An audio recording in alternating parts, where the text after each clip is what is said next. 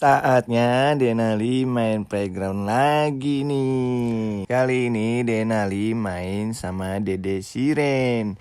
Permainan pertama yang dicoba, kita main trampolin nih sama Dede Siren. Setelah main trampolin asik, kita ada balon tuh yang bisa disedot. Wah, dia turun tuh. Nah, nggak lupa juga main apa nih ya?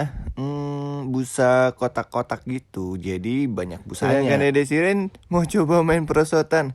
Ternyata Dede Siren berani juga, tapi dia nangis gak ya? Di sini juga banyak mainan puzzle, Lego.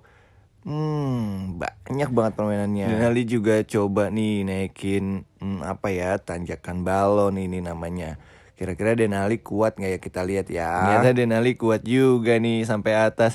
Setelah naik tangga, Dede Siren dan Denali main pasir salju nih. Setelah banyak bermain di sini, mari kita pulang. Nih kalian suka juga nggak main di playground? Tulis di kolom komentar ya.